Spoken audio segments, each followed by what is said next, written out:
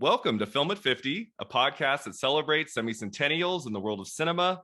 I'm your host, Brian Rowe, and I'm very thrilled to welcome Tim Grierson from Screen International to the podcast today to talk about a big one, The Last Picture Show, one of the most acclaimed films of the early 1970s, released, of course, 50 years ago in October of 1971. How are we doing, Tim?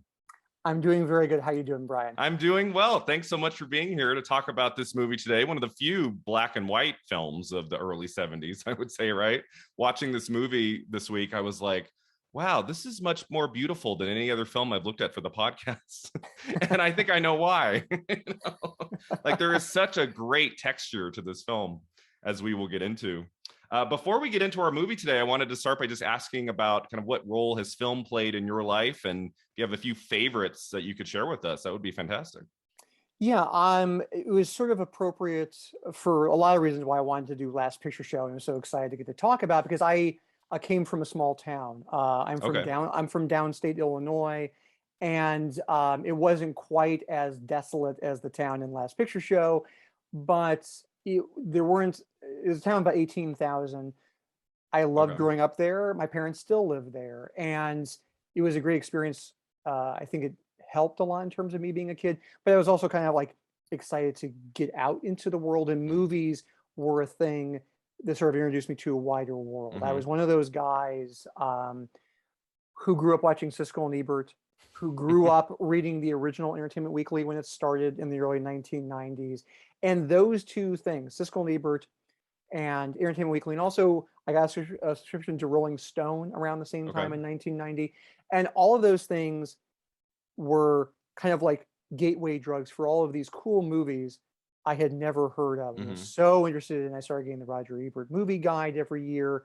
And just this idea that there was a world that existed out there that had all of these incredible movies, I was so intrigued. And I was always very lucky because I've always been a really curious person. And so if someone told me about a movie I hadn't heard of, my first reaction was, I don't know that movie. I need to see that movie. And I'm still that way, thank goodness.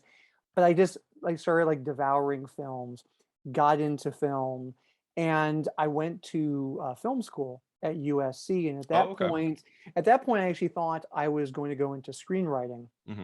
And then I realized I actually don't like writing screenplays, because I met amazing screenwriting students, and that was their passion. Yeah. And that's a hard line of work. So you better love it. And I realized that wasn't what I really love. I really loved was actually writing about movies. And so I started writing reviews for my college newspaper, like film reviews.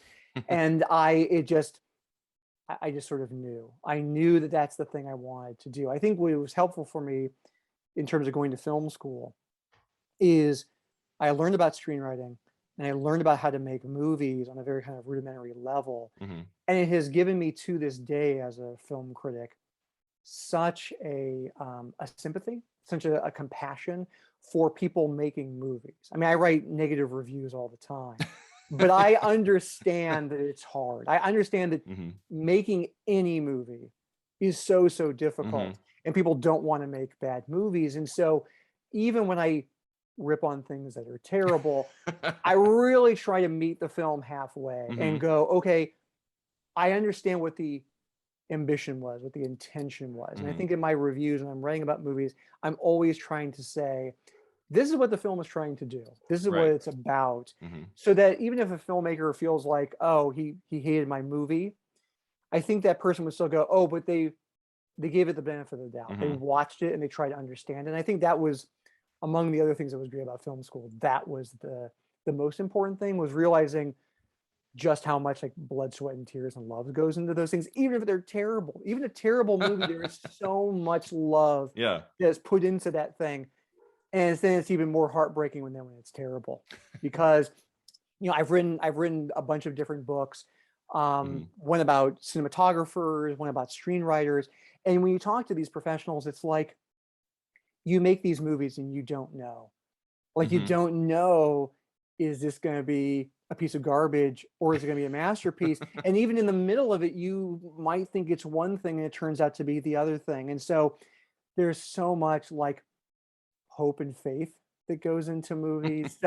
So in terms of like, I've always been into movies. I've really been into the idea of like movies tell us things about ourselves. And so that was for me, like creating movies. I'm so impressed with people who can do that. But for me, I like engaging in the conversation. Like, what is this movie about? And what is it trying to tell us about ourselves?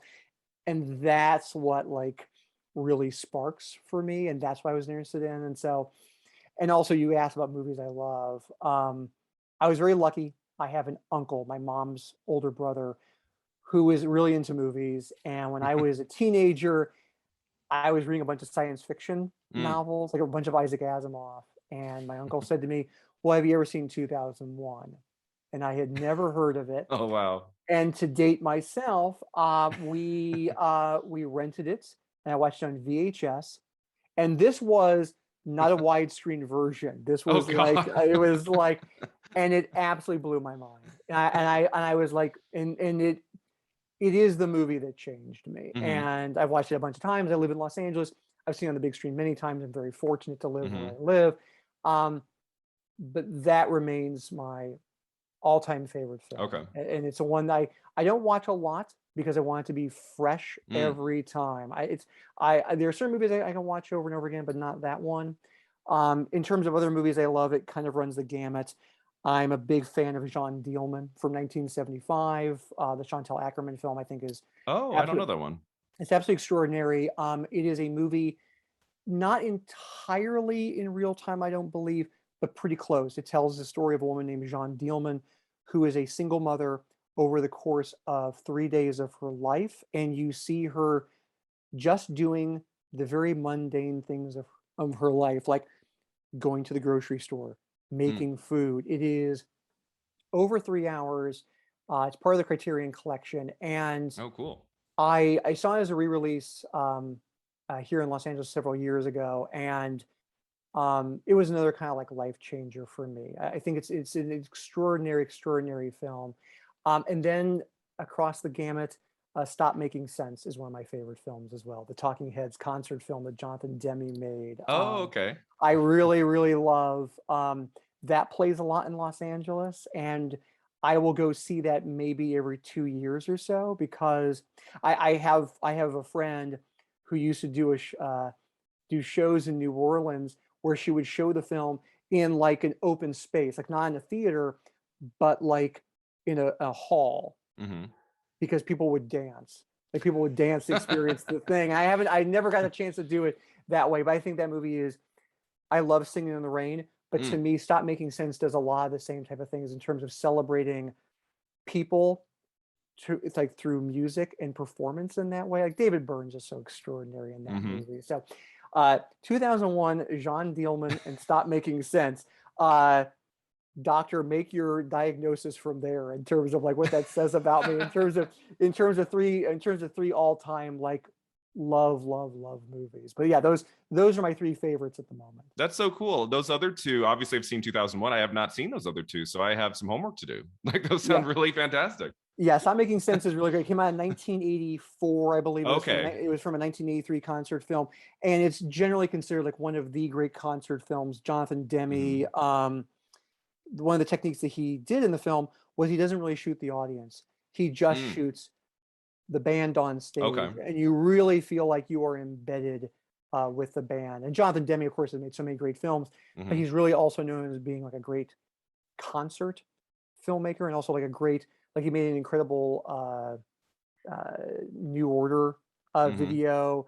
He did that kind of amazing Justin Timberlake Netflix concert film from a few years ago. Like he had this whole music side to him as well. But yeah, Stop Making Sense is a real treat. And, that's so cool. And if you like Talking Heads at all, I think you'll really dig it. That's very cool.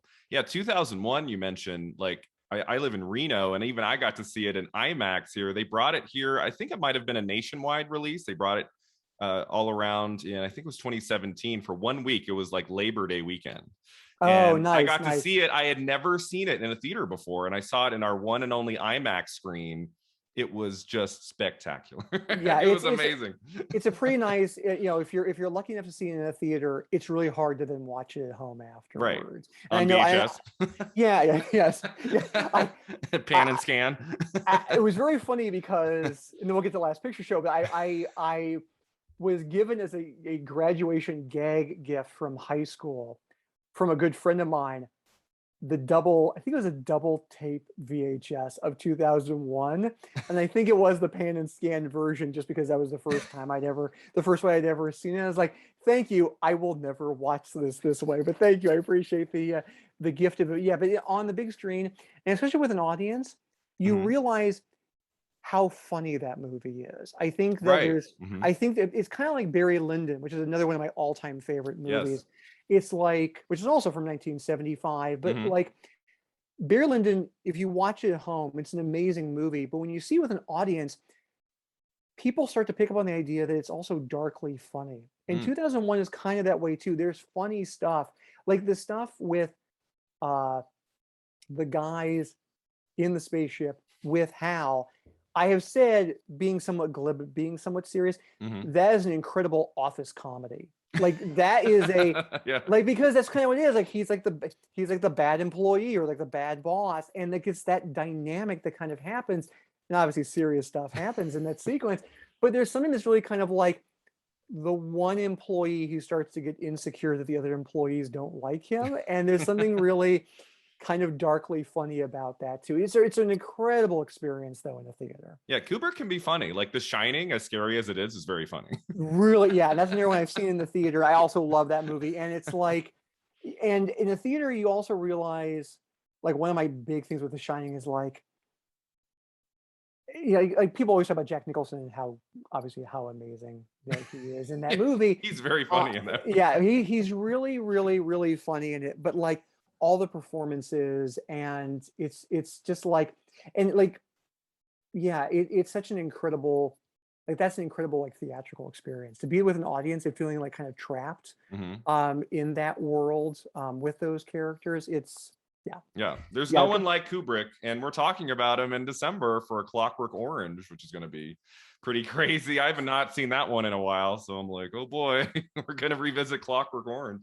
I'll be curious to see how that holds up. Yeah, it's been a while for me too with that one. Yeah, but yeah, so let's get into our movie today, The Last Picture Show, which came out October 22nd, 1971. So like right before Halloween, everyone got to go see The Last Picture Show. Late October. What was do you remember like the first time you saw this movie? Like what's kind of been your history with this one?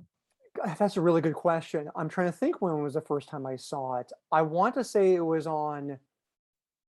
either on television. I can't remember if I saw it in film school or if I saw it. However I first saw it, it was on the small screen. Okay. That's my memory of it. And I'm actually honestly trying to remember if I've ever seen it in the theater. Because the new Beverly here, which has been around for a long time, that Tarantino now runs, he'll have double features. I don't know if it's played here. I don't think I've only seen it I don't think I've seen it on the small screen. I'm now realizing as you bring it up, 4 years ago, for a podcast I do called Grierson and Leach, we got a reboot request. We'll have our listeners request movies they want us to review from before we started doing the podcast in like 2015. So anything before 2015 is fair game. And someone requested Last Picture Show, and I hadn't seen it in quite some time. I saw it then. That was 4 years ago, and then I saw it this week for us to talk about it. I wish I could remember now the first time I see it. My memory is not super sharp of when that was. Yeah, I was lucky enough to see it in a theater for the first time. I went to Loyola Marymount Film School from 03 to 07, and I took an American film history class, and it was one of the films. I think it was on film. It was like a print, and yeah, that was a really spectacular way to watch it for the very first time. And I've probably seen it 2 or 3 times since. I've always really loved this movie, and watching it again this week, I was just blown away once again. What are your thoughts on this movie? How do you think it holds up 50 years later? Like, what do you think works in this one? So when I saw it 4 years ago, my memory of it was not super great. Meaning I didn't remember it very well. I remember liking it a lot, but not like there's a lot of details of it I did not remember. And when I saw it in 2017, I was pretty blown away. And I saw it with my wife. My wife, Susan, is also a big film lover. And it's a great thing that we have in common. So we watch a lot of movies together, and I love talking to her about them. And after it was over, I just kind of couldn't shut up. I was just so ecstatic about it. And watching it again this week, I kind of felt the same way. I have to be honest. In terms of kind of an opening thesis about what to say about this movie, one of the things I found so stunning about it is, so it's a movie that comes out in 1971. It's set in 51, 52. Yep. So basically, if it came out today, it would be about the early 2000s, which is, yeah. Oh, that's really wild to think about that. Yeah. So swallow hard as you think about that, because that's kind of crazy. But so it's a movie from 71, about 51. And I think that there's a general impression that people haven't seen it or haven't seen it in a while, like, oh, it's a movie about nostalgia and the past. Right. The thing I find so striking about the movie is that the movie has a nostalgic quality to it. But this movie is not a warm and fuzzy movie about the past. And I think that's the thing that's like, I want to tell people that, like, if they haven't seen it, like, this is one of the, like, the sharpest, like, most anti-nostalgic movies in a lot of ways. And I don't know if that's something that people kind of understand about, because even when I watched it again this time, that came over me all over again. This idea of this movie is not romanticizing the past. And we'll talk about the black and white quality of it, but even like the fact that it's shot in black and white, one might think, because often when movies are shot in black and white, especially if they're set in the past, there's almost this like kind of like this idea of like the past being, it gives it a romantic kind of tone to it. The movie doesn't have that. No. The movie really, really doesn't have that. And there's such a sharpness about what Bogdanovich is working with and what he's talking about, that I think anybody who wants to watch this to be like, oh, I just want to like remember like how great things were in the olden days. This movie is here to say that that's not the case, that's not what Bogdanovich is after. And so for me, as somebody who's kind of anti-nostalgia in a lot of ways, I found the movie so wonderfully welcomingly bracing in that way, because the movie goes, no, that's not what we're here. That's not the movie we're making. That's not what this is about. And so I think it holds up really well because of that, because it's not something where you have to say like, you know, well, in my day, like in my day, or the fact that I came from a small town, I watched that movie and I think, different time period, obviously, but I think some of this like speaks to me. Some of the less rosy quality, like feelings I have about growing up in a small town, I think Last Picture Show gets exactly right. I think it totally understands that. So I think it holds up really, really well. Yeah, it's just a fantastic movie. You're right. I mean, there are little moments here and there where they kind of they reflect on the past. There's that great scene with Ben Johnson when they're out on the boat. Right. Which is probably the scene that won him the Academy Award, because you know he's in this movie less than 10 minutes. So it's not quite to Judi Dench levels of short time run times or screen times for movies. I always forget. I don't want to jump ahead in terms of talking about plot. I always forget how soon he dies in the movie. Right. In my memory, I always think it's later, but it actually about an hour in. It's about halfway. About halfway through. Yeah. But you're right. It's not like, oh, look how great things were back in 51, and just how, it's not that at all. Like, there's a lot of dangerous scenes in this. This is not like a PG rated nostalgia film. Like, there are moments of, like really, raw emotional scenes of sexuality and danger, and like, you're absolutely right about the nostalgia element. It's not that at all. And I think that's one of the reasons why I think it works so well.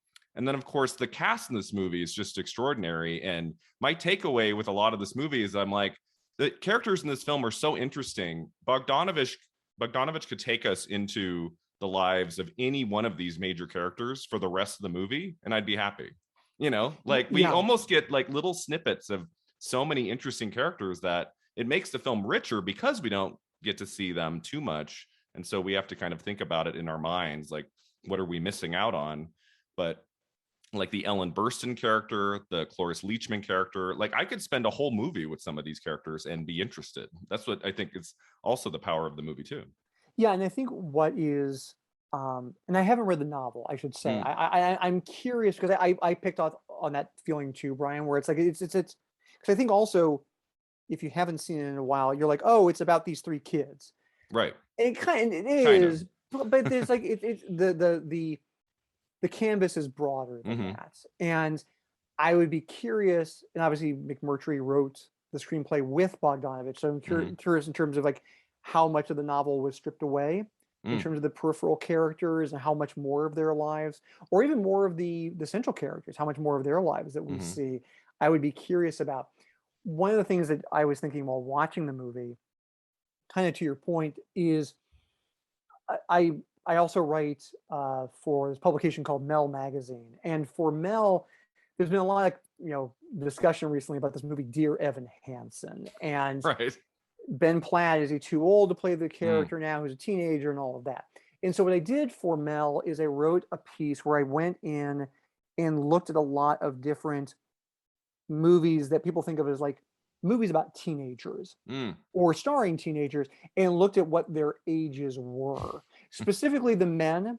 because Ben Platt, obviously he's a guy. I wanted to focus on other guys. I didn't want to Right. focus on actresses. I wanted to talk about just the men in these Mm-hmm. movies and how they might look.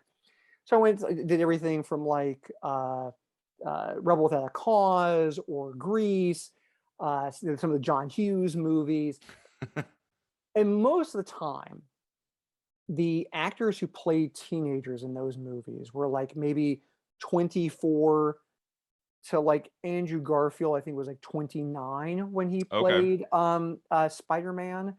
And so it's more like mid to late 20s, Mm-hmm. depending on the movie. So I was watching Last Picture Show and I thought, wait, this is a movie about teenagers. I wonder how old they were. They're all like 20. Okay. And They're all it pretty young. which was interesting because when I was watching the movie, I thought, I think these people will probably make maybe mid 20s, but they're not. They're Mm, 20, they're 21. Timothy Bottom, Sybil Shepherd, Jeff Bridges, they're mm-hmm. all like 2021 when the movie came out, which means they were even younger when they made the movie. And it's kind of remarkable because, there's a lot of ways to sort of talk about this movie, but it's also kind of a great movie about being a teenager. Mm-hmm. And again, I don't know if that is primarily how Last Picture Show is thought of. I think it's more Mm, thought about like a time and a place, right. this like kind of small Texas town Mm-hmm. that's kind of going away, and this community that's dying, the movie theater that's going away. Um, but it's also about teenagers. And watching it this time, I was so struck by this idea of teenagers who, I don't know if you moved a lot when you were a kid, Brian, but like this idea of, I only lived in one place growing Mm, up. And it's the same thing with these characters. They've only known this small town. And there's something about, I think the movie does really well, is this idea of your entire existence is framed by where you came from. Now, of course, it's your family as well and your friends, but how you see the world is through the very small lens of the mm-hmm. town where you grew up, and how that small town shapes these characters, Mm-hmm. I think is really kind of interesting.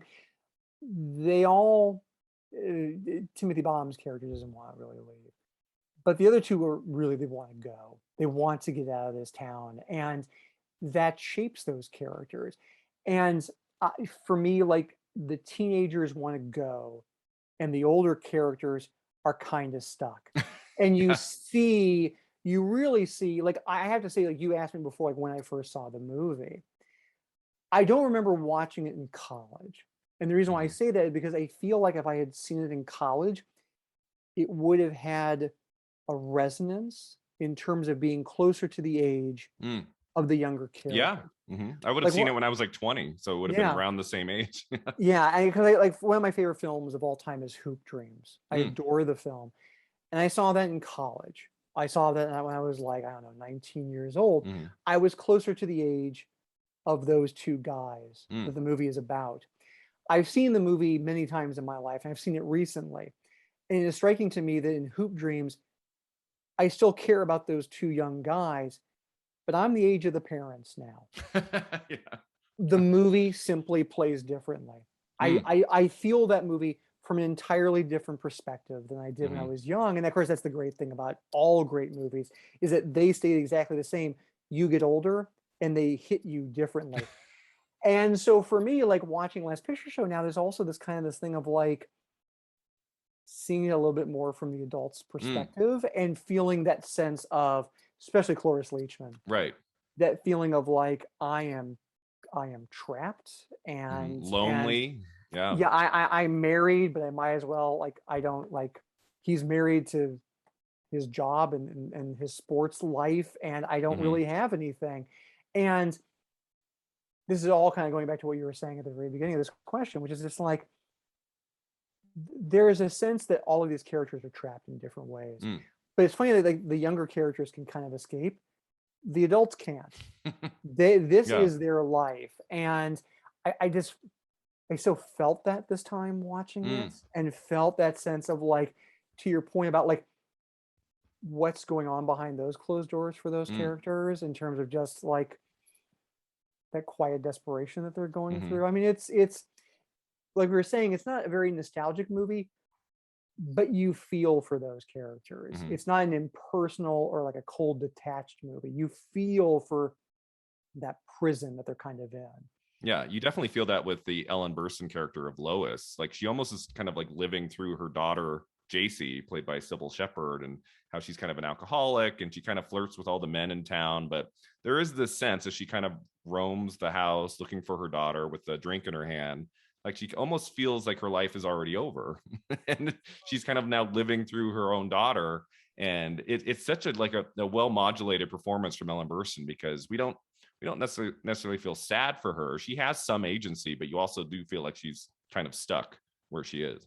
Yeah, and it's one of the things that when you asked before about like has the movie held up? I mean, especially I feel like just speaking in terms of my world film Mm-hmm. criticism, I think there is such more of an appreciation and sensitivity to any quote unquote older movie, however you want to define an older movie, Mm-hmm. about how do those movies um, treat their female characters, especially Right. especially when it's a Mm-hmm. male filmmaker, Mm-hmm.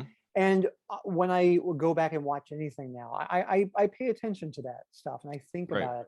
And I have to say, and I'm curious how this feels for you, Brian. Like, I think the movie is actually incredibly um, clear-eyed about the female Mm-hmm. characters in it, and I think it actually, you said, because you said agency, it made me think of this. Mm.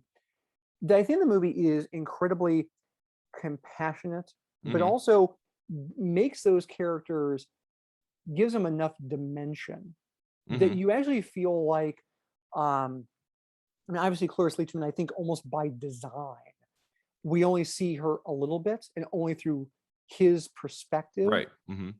But I think that her performance is so great, and of course she won the Oscar for it. Mm-hmm.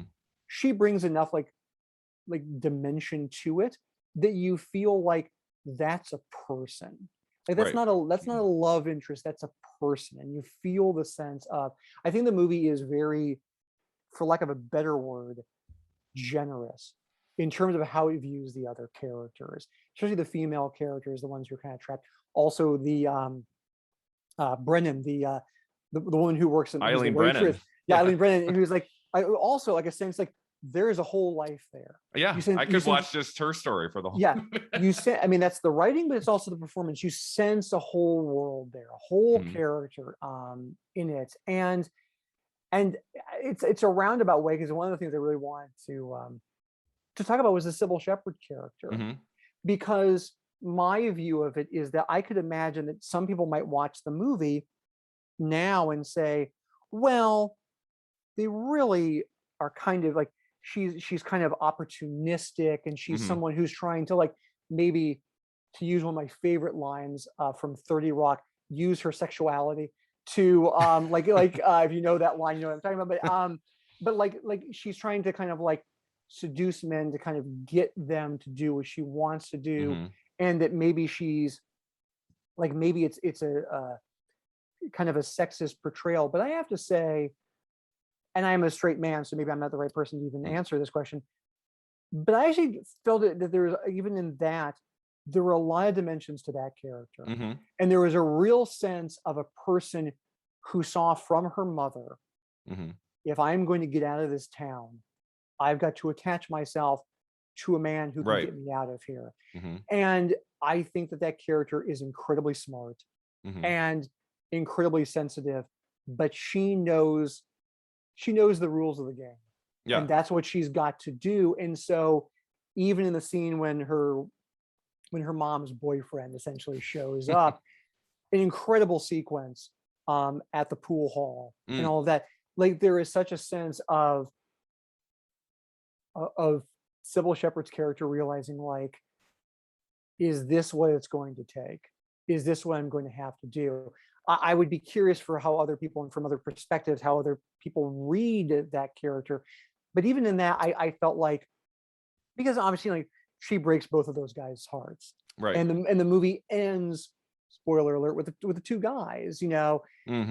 But I never felt like the movie was saying she's bad, she uses she's people. The villain. No, she's the villain, she's a user. You know how girls like that are. I don't think the movie ever did that. I thought the movie was much more compassionate and understood that character. And I think it's also performance. I think Sybil Shepherd gives you those layers where you're like, she knows what she has to do, but she also kind of understands the cost of that. That's just my perspective. But when I was watching this, I'm like, oh, I really want to talk to Brian about that and see how you felt about how she's portrayed, how she comes across. No, absolutely. I think it's such a rich character and performance. Kind of amazing to think this was Sybil Shepherd's first film role. That's the bottom credit on IMDb. It's her first role in a movie. And I feel like, of like everything we get on film, like in terms of what we see, like her character might be the most like complicated and nuanced and rich of the whole movie, in terms of the fact that we do get a lot of time with her over some of the adult characters. And I think you're right. There are moments where she's kind of like seeking opportunities. She can be really mean-spirited, like that great scene where Jeff Bridges as Dwayne, right? He is like finally having his moment with her sexually, and it's just not happening. And the way she treats him in that scene is so brutal and so horrible. So there are like shades of her character where you, as the audience, you're like, okay, geez, like calm down.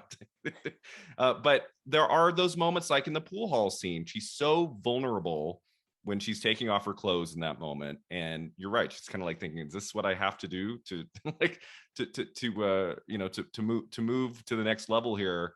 But that moment where she comes out of the water and she has that giant grin on her face, like she's looked so childlike and confident. And I never read her as a villain in this movie, even though she has those shades throughout.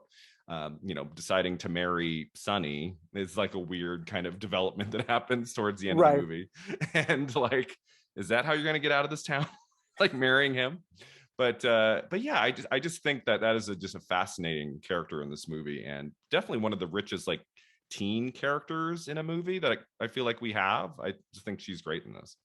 Yeah, because I think, obviously the history of Hollywood movies especially is male-driven movies, and the fact that I agree with you. I think that she's probably the most complex, the most nuanced, in some ways the most interesting, which is just taking nothing away from Jeff Bridges and Timothy Bottoms. I think they're both really good in the movie too, but there's something about her character, there's like a freshness to her and her performance, and like there's something like we haven't really seen before. And I think maybe it's because being a guy and growing up a guy, I knew those guys. I was those guys in certain ways. I that experience of growing up, it's different, 1950s versus me kind of like late 80s, early 90s. But that sense of like being a young man, being a teenage boy, I recognize that. Her experience feels new. That's the experience I didn't know growing up. And so that is, to me, I find myself really kind of drawn to that. in the movie, and also just that scene, like you mentioned a little bit, but like just that scene where she goes to the country club pool or whatever Yeah. that is just like it's incredible in a lot of ways. And something that you mentioned I wanted to talk about a little bit is seeing it in 2017, seeing it this time. I was really struck again by like the sexuality in the movie is really like in terms of, I mean, this is 71, so they Hmm. had to still kind of be, not too risque, but the movie's pretty sensual. And it Right. really kind of gets Hmm. that sense of, there's been so much conversation um, in film media right now about like how chaste Hollywood movies are, like how unhorny like movies are. Yeah. Like the Marvel movies are so like sexless, and movies in Yeah. general are so Hmm. sexless. And watching this, I was like, and I mean this absolutely sincerely, like these characters are all horny, and that is a genuine Yes. that is a genuinely novel thing to see right now, I have to say, because Hmm. it's not something like, whether it's studio movies or just like American movies in general, you just don't get much of that. Hmm. There is such a, we have to play to all four quadrants. We have to play to the biggest audience possible to get Yeah. to make sure we turn a profit. That stuff is really kind of tamped down. And watching how elegantly it's done in Last Hmm. Picture Show, um, because like there's a frankness about it, like Hmm. Timothy Bottom's first The girlfriend, girlfriend scene. Yeah. like that is done in such a like it's funny and it's frank, and again, like I remember that from high school, Yeah. like that, like not to tell too many stories out of school, but like that thing of like you had to go out like in the boondocks to make out with your girlfriend because you couldn't go back to your parents, like that whole experience I completely remember. And the clumsiness of that and the frankness of that is so well done in that Hmm. sequence. And you said already, like uh Dwayne's very kind of clumsy Yeah. first attempts to have sex Sorry. with Keep her. saying like sorry. Sorry. Yeah, it's like is so real. It's so real. And I keep using that word frankness, but that's the type of thing that we just don't get much anymore. That's so accurate to the experience of being a teenager. That's so like, because you don't know what you're doing, the other person doesn't know Hmm. what they're doing. You're kind of experimenting on each other, kind of, because neither of you kind of know what you're doing. And the movie captures all of that. Hmm. That's why the juxtaposition of the sequence, um, JC is her name, Sybil Shepherd's Yeah. character, and the juxtaposition with the older man is Mm. so shocking because he actually knows what he's doing. Yeah. And it's so like there's no score, Hmm. there's no song going on. So many great Hank Williams songs, but there's none, I don't believe, in that sequence. And again, there's a frankness that's almost kind of like it's sexy because it's so matter of fact. Hmm. It's not like there's not a lot of graphic stuff, Yeah. but it's just presented in this way that's so matter of fact that it kind of surprises you. And I when I'd seen it 4 years ago, kind of have forgotten about it. Watch it this time, I'm like, even that stuff is done in such a really, really great, smart way. Yeah, the nudity is never salacious. It's always done, as you say, very matter of fact. Like the scene with the girlfriend in the car, she's just like getting naked, and then they're having like an argument while she's just like slowly putting on her clothes again. And Right. I think Sybil Shepherd, there was like some timidity about like being naked in the movie, but I think like the scene when she's in the pool, like it's very tastefully done. And then the other scene where she's naked, it's when she's telling Jeff Bridges, Dwayne off, and it's like it's not about the nudity. It's about like what's happening with that relationship and just the way that that's handled, I think. And it's not nudity, but I love that little moment towards the beginning where they're watching Father of the Bride in the movie theater, and he starts kissing his girlfriend, and Uh-huh. he's not paying attention to her. He's looking at Elizabeth Taylor in the movie. It's Which such I a thought was a great great little moment.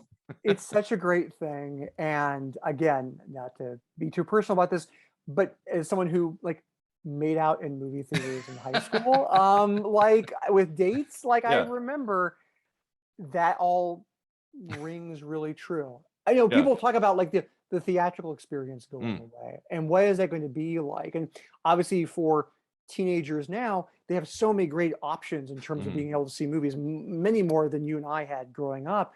And that's fantastic. But like, movie theaters were where you went on your first dates. And that will, and listen, times change and that's the way things will be.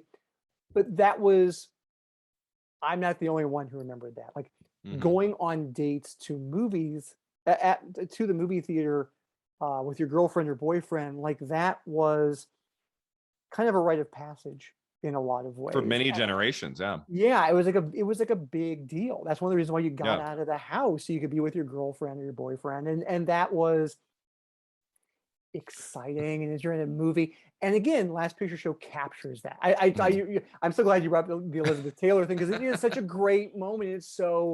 It's such a true moment. It's such a true moment in that in that film. Like, yeah, obviously things evolve, things change. I would miss that for the future teens of America and the world, to be able to go on dates at movie theaters. I enjoyed it. I enjoyed it. I still like going to movie dates with my wife now. We still get a kick out of it.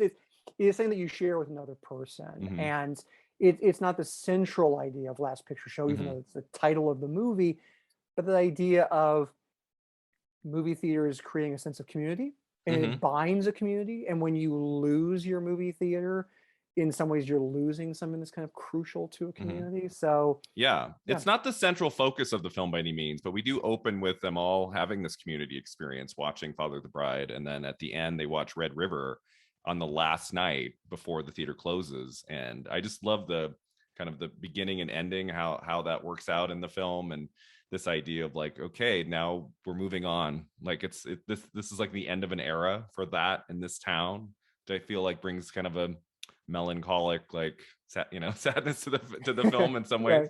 But yeah, I wanted to talk about the look of the film, the black and white cinematography by Robert Surtees, like multiple Academy Award winner, nominee. His black and white cinematography to this movie. What do you think that adds to the film overall? Why can't this be in color, do you think? Well, it's always an interesting question, right? When a movie's in black and white, like what would it look like in color? And I don't mean because I don't like black and white movies. I would just be curious what the experience would be. I mean, the only time we ever had that was, I guess, Nebraska, when Alexander Payne, there was like a contractual thing where I think it was Epix got to show it in color, and so you could watch Nebraska. Oh, really? You can watch that in color? I didn't even know that. Yes, it was. Alexander Payne didn't want it that way, but it's like not to derail this conversation, but sometimes when filmmakers film something in black and white, they have to have a contractual thing where maybe in other countries it could be shown in color, or in television, Okay, certain places. makes sense. Like the Michael Haneke film White Ribbon, I remember very distinctly. It's in black and white, but they had to have a contractual thing where in some, I think, European countries, it could be shown in color. So they shoot it in color, and then they flip the switch and make it black and white. Anyway, with Last Picture Show, I think it's a deceptive thing to create an idea about an irretrievable past, that it's in black and white. This idea of, I think maybe in a bit, it might be a bit of a feint in terms of like trying to make you think, oh, this is going to be really nostalgic. And then they put the knives in. I mean, what's funny, the most nostalgic thing about the movie is its feeling about movie theaters. That's the thing. That's the thing most nostalgic. Yeah. Yes. That is the thing that people get moony over in the movie. There's a couple other moments, of course, but like, that's the thing. The idea that the movie theater is going away. But I think the black and white, it makes it feel more cut off from the present. When I was a kid, there was a time in my life when I was very young that I thought that the world used to be in black and white and then changed into color. Yeah. I was 7. I was very dumb. But I was a kid. But I think that's an interesting thing, because when you see stuff as a kid, footage from World War II or whatever, you see it in black and white. And so when you see current television shows in color, you think, oh, so things used to be in black and white and then they changed. Though younger generations, that probably is not a thing that they deal with, because they see older footage in color as well. I think the black and white gives it a sense of it being even further than 20 years ago. I think that, I mean, to use, because it's Red River that it ends with, right? Red That's the last River. film. Yeah. Red River's in black and white. I think older movies are in black and white. And I didn't do my due diligence in terms of looking up to see if there was a specific reason that Bogdanovich ever talked about in terms of shooting in black and white. He talked to Orson Welles, and together the two of them said that this film should be shot in black and white. So Orson Welles played a role in that. Interesting. I was wondering if they ever sort of like elucidated the reasons, because I wondered if, because older films by default were in black and white, there was a sense that he wanted to have this. There's a classic, like a classical kind of element to the movie. And I wondered if Bogdanovich, being such a student of film history, wanted to make it black and white. I don't use the word pretentious as a bad word necessarily, but Bogdanovich feeling like he wanted to tell this sort of classic story, thinking about Magnificent Ambersons, which is in black and white, another movie about time passing and things changing and things not coming back. That movie is in black and white. Again, by default, but it's in black and white. It made me wonder if that was part of the reason for Bogdanovich. Now, obviously, Orson Welles made that movie. If there was sort of a way of Bogdanovich saying, I think of this movie in this kind of way, that I am aspiring, I have sort of ambitions of it being sort of a classic American film, almost a classic American Western in certain ways. And that's why I want it in black and white. Not having done the research, not seeing what Bogdanovich said or his cinematographer about it, that would be my impulse. Yeah. And I think all of that works. I can't imagine the movie in color. Yeah. And it's such a quiet film. There's so much restraint. There's nothing flashy about the direction, and absolutely such a character study. And I mean, just that opening shot is so beautiful. That panning shot, which you talk about in your book, which we'll get to, which is so great. That opening shot, and it kind of closes the same way too. Another bookend, kind of like the movie theater scenes. That it would feel kind of strange in color. Like we talked about a film earlier this year on the podcast called Summer of 42, which is also like has an element of nostalgia, also about the past, a movie made in the early 70s. That one set in the early 40s. That one was shot in color. And I made a note while watching that film. I'm like, I almost wonder if this would be more effective in black and white, because it's so much about this specific time period.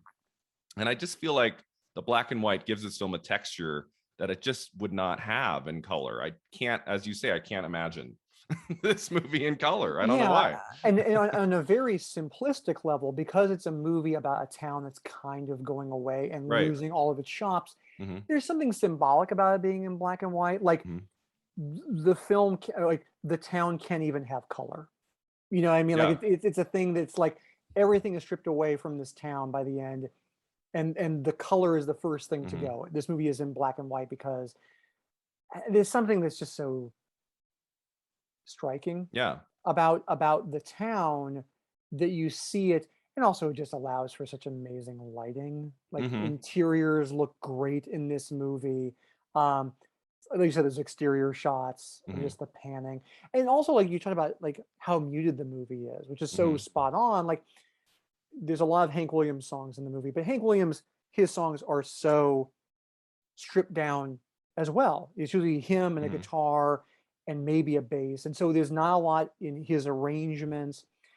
And there's not a lot of score in the movie. Like you hear the wind blow, you know, like the opening shot. Yeah. Yeah. And it's like, there's a sense that, like color is too extravagant for the world of the movie. And so that's a very simplistic reading of why to do black and white, but it definitely plays into the experience of watching the movie. You think about that while you're watching the film. Yeah. And you use the word symbolic. It's kind of symbolic too of just the time and film history we're in. I mean, 1971, black and white is pretty much out. I mean, we had some films in the mid to late 60s in black and white, like In Cold Blood comes to mind, Who's Afraid of Virginia Woolf. But like by 1971, I mean, maybe what, one or two films a year? I mean, American films, I mean, it's pretty rare. We would get Bogdanovich's Paper Moon in 73, which is in black and white, and then the fantastic use of black and white in Young Frankenstein from 74, Right. which is another movie I could not imagine in color. Right. So, but for the most part, the world has moved on to color movies. So there is that element too. Yeah, and I've also been curious to know, because now it's a real struggle for a filmmaker to shoot in black and white, and they really have to kind of make the case for it.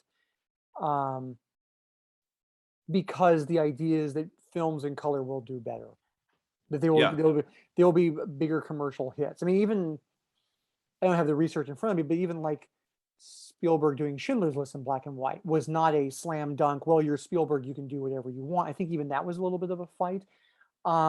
Yeah, I bet. I would be curious in the early 1970s how much of a, I mean, this was basically made independently, so I don't know how much of a fight that was, but I would be curious to know in the early 70s if it's like, no, thou shall make all movies in color, or if at that point there was still an openness to, oh, you're doing something arty and cool, black and white, that's not a problem. Yeah, I didn't see in my research any like fighting back about that, like, no, please do in color. The one thing I read is that they were firm against the studio, was like, it has to be under 2 hours. That was the one thing. So the in 1990, which they barely snuck in, right? Because it's exactly 2 hours, isn't it? Well, in 1992, Bogdanovich re-edited the film, added 7 minutes to the movie. And I think that's the version I watched, because one of the scenes that was cut for the 71 version was the scene of JC and Abilene in the pool hall. So I think the director's cut from 92 might have been the one that I've watched. I don't know if I've seen the original cut from 71, if 7 minutes of film were added later. I didn't notice anything like weird about the cut I watched. It looked like it was just the original. But well, I know it's funny that you say that, because I was aware that there was a director's cut, but I think I've only seen that version. Yeah. I mean, because there's anything in the movie that feels extraneous. Right. I mean, there's that scene with Jabba the Hutt that they added that seemed weird to me, but that's right. Other than that, which seemed unnecessary, but no, because it feels, in terms of just things I wanted to just kind of like touch on briefly, like I also just think the movie's extraordinary in terms of how it's, to back up for a second, I like when movies don't necessarily tell me the time frame of how long things, like the amount of time between moments in movies. And watching it this time, I especially paid close attention to the fact that we just jump forward in time, and the movie does not catch you up. The movie just says like, oh, it's now been 2 months since this happened. It's been 3, like, oh, there's a moment early on in the film where we see a chalkboard in a school, and it says November 1951.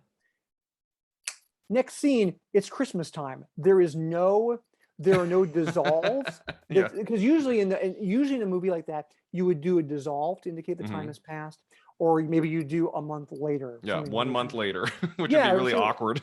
Yeah, and I love how, and to me, it's one of the things I think is so contemporary, even to this day, about Last Picture Show, is that the movie is almost kind of merciless in its editing. The movie has like this, like, I can't think of a good way of describing it, because it's not jerky and it's not choppy, but the movie just jumps from scene to scene in a way that might feel inelegant. And it pushes against the really like beautiful slow pan at the beginning of the movie. It feels so elegant. It feels so like classic Hollywood cinema.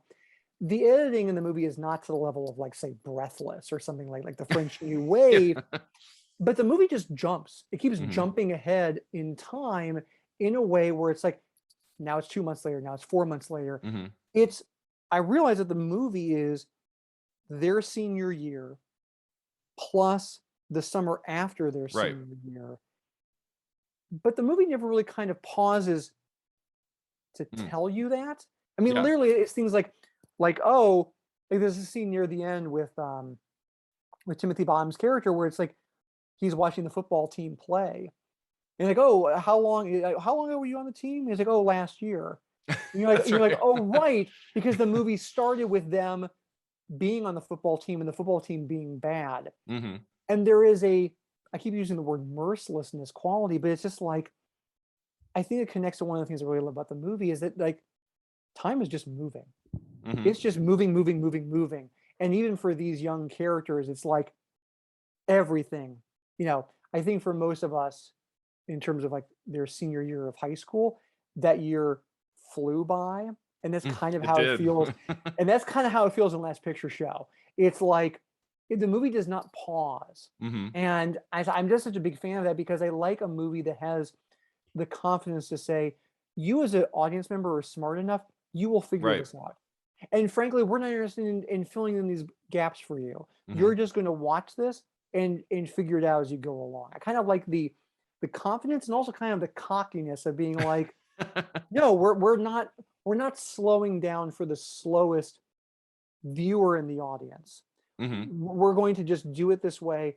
And especially now, this time, kind of knowing that, I was a little more prepared, but I still found it kind of wonderfully jarring of like, Mm-hmm. nope, moving on. Yeah. And it's just, that to me, the movie came out 50 years ago, which is amazing, but it's like, that still feels contemporary about the film. This idea of not telling a classical story of perfect editing with perfect dissolves, Yeah. and kind of situating you in a story. It's like the movie just keeps moving, and that also makes me wonder what the book was like. I'd be curious how the novel played with time, because the movie I think does this really interesting thing. I'd be curious if maybe Murtry did something similar in the novel, or they thought there's so much in the novel we've got to chop it down because we have to make it less than 2 hours. Yeah. That's something in a novel I think you can play with more, in that like, okay, I'm going to tell a story over a year, but in a novel you have room to kind of, dig into that. But in a 2-hour movie, you're right, it can be hard. The movie can feel too choppy if we're just going into different scenes over the course of an entire year. Bogdanovich could have said, well, we're just going to set this in November, December, and just have it be like a little window of time. But you're right, I like how it's about a year, and we have these little moments like the high school graduation scene, which lasts maybe 20-30 seconds. Yeah. But there are these guideposts like along the way that tell us like, oh, okay, so it's like June. Right. Oh, it's Christmas. Okay. Like there are these moments, but you're right. I think that adds a richness to the movie, that we're not just going to look at these characters in this town for a weekend. It's like, no, it's like a long span of time. And I think that also adds to the effectiveness of opening and ending with the movie theater scene. If that was just like 1 week or something, I don't think it would have the kind of power it does when it's at the end. And we know this has been around for a long, long time, and it's finally closing at the end. I think that adds some power to that too. Yeah, and I also just think like the time jumping thing. I talk about like not being a fan of nostalgia. I think that's the type of thing that pushes against the idea of this being a romantic, rosy, easy to sink back into your couch and just enjoy. Mm-hmm. There's nothing wrong with movies like that, Yeah. but this is not that movie. The movie kind of like keeps telling you to pay attention, which I just, I like, I was thinking about just something like, I was mentioning like some of the interiors. Like there's a shot when, I think is when Brennan is talking and she's telling a story. She's in the either the pool hall or she's in the restaurant. I forget where she is, but the shot inside, and it's about 2/3 of the way through the movie, and you can see the ceiling in the shot. And I was like, oh, this is getting to an Orson Welles point. I was like, oh, that's just like Citizen Kane. Oh. That's just like Citizen Kane. That's just like Magnificent Ambersons, because he would do those shots where it's like you would get the ceiling, you would get the sense of like being in spaces, and it's such a striking shot in those movies. And he's such like Keanu Wells, and we'll probably get to this when we talk about like Bogdanovich's career, but like they're so connected in so many ways. And watching it this time, I kind of picked up on some of that as well. Like it's just, this was his second movie, and it's like there's such a confidence to it. There's such a, some things maybe a little kind of jagged or don't entirely work, but again, 50 years, thing really works, and really, it's one of those movies where I will often talk about this, like where like it's an indescribable thing. But sometimes you watch a movie and you just know these people, they don't know what they're doing, and you don't feel That does happen, yeah. you don't feel confident in the experience of what you're watching. Mm-hmm. And then you have something like Last Picture Show, where you watch it and you go, "Oh, this movie knows exactly, like it knows exactly." And I don't have anxiety watching movies, but it's funny how there are times where you're like, "Oh, I can sit back and know this movie knows exactly what That it's you're in good doing. hands. I'm in good hands." Exactly. Yeah, totally. I'm Yeah. in good hands, and I feel it, and you feel it while you're watching. Yeah, and his first movie, Targets from '68 with Boris Karloff is in Targets, which is really fun. It's kind of a genre piece. It feels kind of experimental and kind of like he's kind of learning the ropes of directing in that movie. You don't see in Targets the kind of confidence that he has in his second film, Last Picture Show. It's kind of extraordinary to see the leap from Targets to this. Like, how is that the same guy? Like, it is kind of amazing. Like, I don't know what like clicked with him. I don't know if it was the material or, it's really extraordinary what he pulled off with this thing.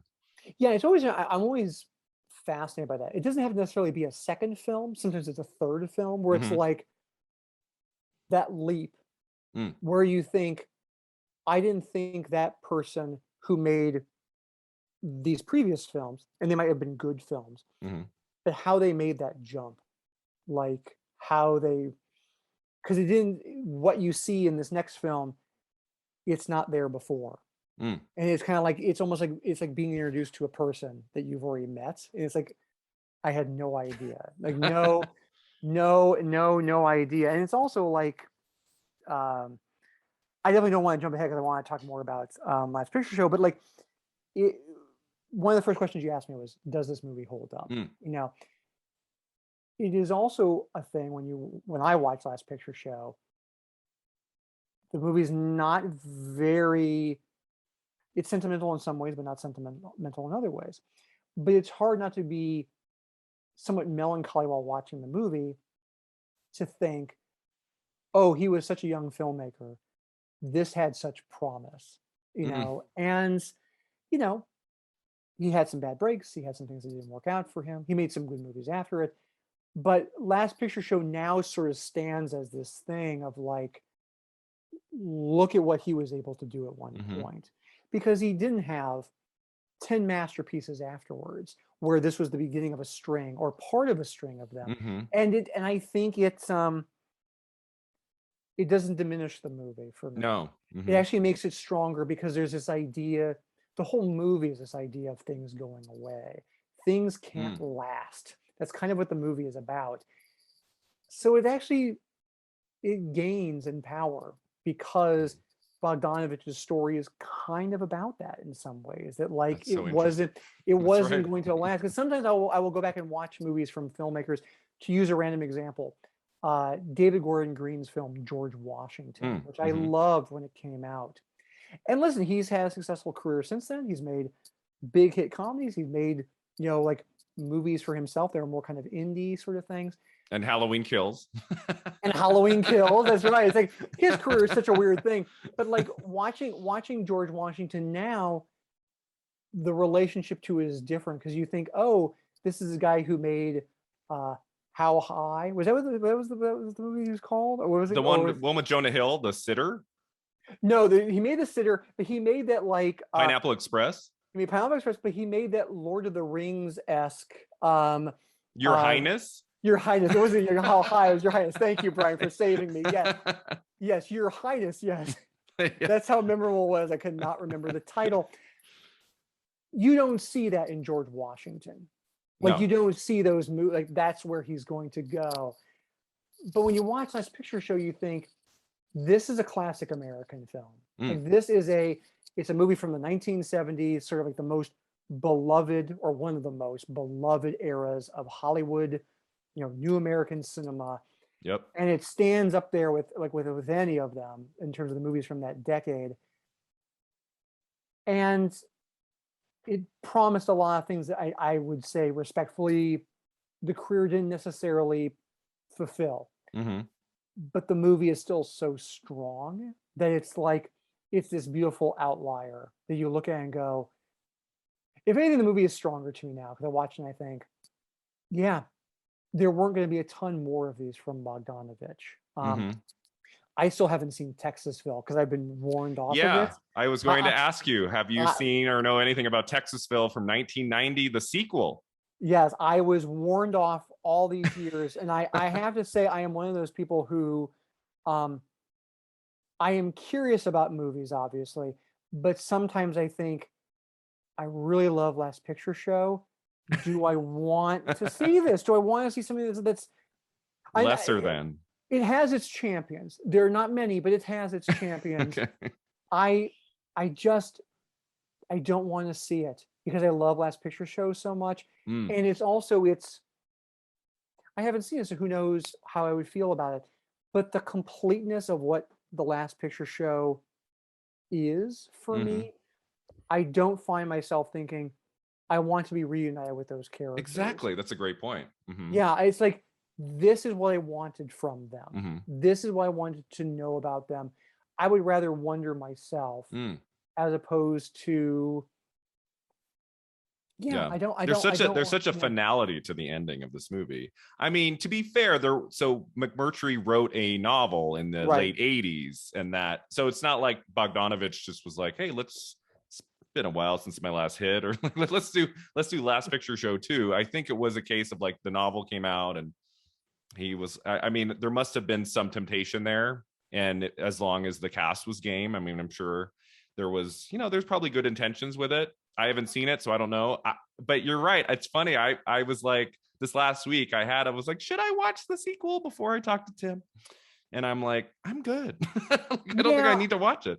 Yeah, if somebody in my life, a friend or a fellow colleague would make a really strong case, like, no, it's just really, I could make the theoretical case about why it would be an interesting movie. And you're right. Obviously, McMurtry made the novel. It's not the Ghostbusters Afterlife sort of thing where it's like the Last Picture Show is such a hot franchise. You need to reboot it. McMurtry wrote this novel. My understanding is that Bogdanovich basically got the movie taken away from him and got recut. And so that's another reason why I'm not super interested in seeing it. I can make the theoretical case for why a Texasville would be interesting, which is that these people have not been in each other's lives. And now they've moved on with their lives.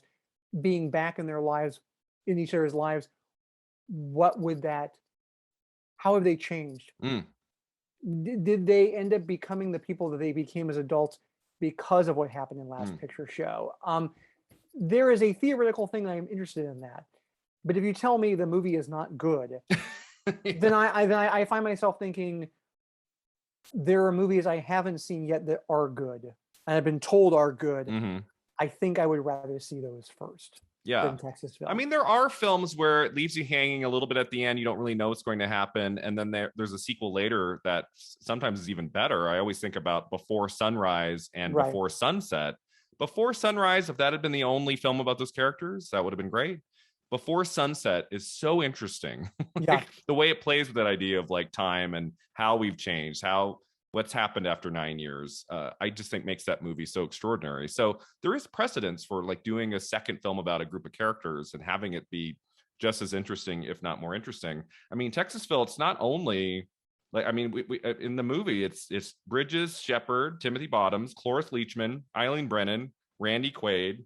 I guess Ellen Burstyn didn't come back, but most of the cast came back. So that's kind of interesting to me. Like, wow, it's not just like two of them. It's like most of the ensemble. So, but yeah, if it were to take away anything from Last Picture Show, then I would regret having watched it. So that's tricky. As someone who recently watched The Many Saints of Newark, which is not terrible, but just like, it feels like an afterthought in a way that's not particularly pointed or poignant in terms of connecting to the original show. And so there is a feeling of, this is somewhat interesting, but it's not interesting enough. And I think that's the challenge. I also love the Before trilogy.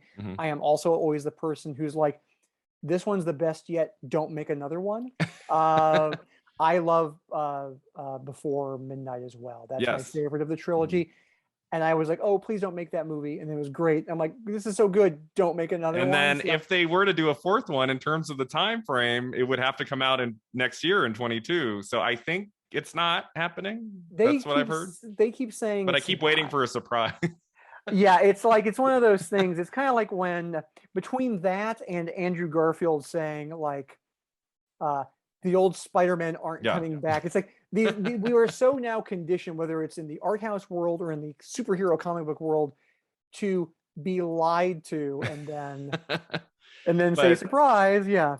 Before Midnight, that ending is so perfect, and it kind of mirrors the very opening of Before Sunrise. It kind of feels like they told the story. I don't really know if we need a new one ever, like the Up series. I don't know if we need it every 9 years. I think it could wear out its welcome a little bit. There's something to be said for the perfection of a trilogy. We've gotten this idea in movies that like three. You do three, and especially if the third one's good, stop. It's not.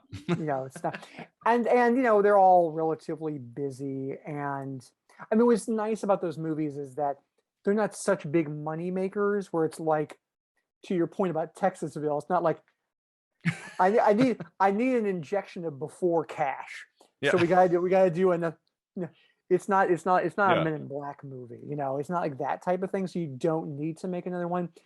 The only reason why they would do it is if they had something they really, really wanted to do or to say. And so if they stopped here, I would have no problem. In fact, I would feel like arguments about best trilogies, like that one. Oh yeah. That one, the Apu trilogy. Yeah, I'm pretty good, with like stopping it right there and letting them make other movies and knowing that they will always. I mean, they've all three of them, Linklater and Delpy and Hawke, have done a lot of other great stuff. But like, you can kind of retire and go into the Hall of Fame just because of the Before trilogy. It's such a beautiful, beautiful trilogy of movies, a series of movies. So yeah. Now, if Bogdanovich made one more Last Picture Show, would you see it? if he got Timothy Bottoms, Sybil Shepherd, and Jeff Bridges, and they did like a reunion movie. Yeah, and God bless them, they're all alive, and Jeff Bridges is doing better. I mean, obviously he had the cancer diagnosis and then had to go through a whole COVID thing, it sounds like. And Ellen Burstyn is still with us. Yeah, it's I mean, they're doing well. I feel like even more so now than 1990. It's hard to imagine a landscape where there's an audience that wants that. To be perfectly honest. Yeah. I mean, it is a larger conversation about how 1971 is different than 2021 in terms of entertainment. Yeah.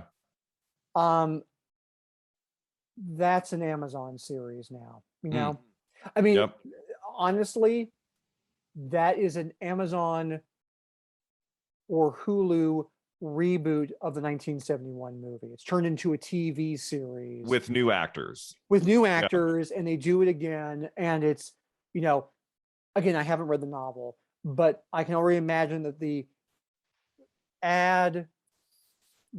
pitch line is, this is more faithful to the original novel. It's a 6 episode limited series. It's more faithful to the novel. We shot it in the place where McMurtry wrote it. That would be how it would be done now. It'd probably be done in color.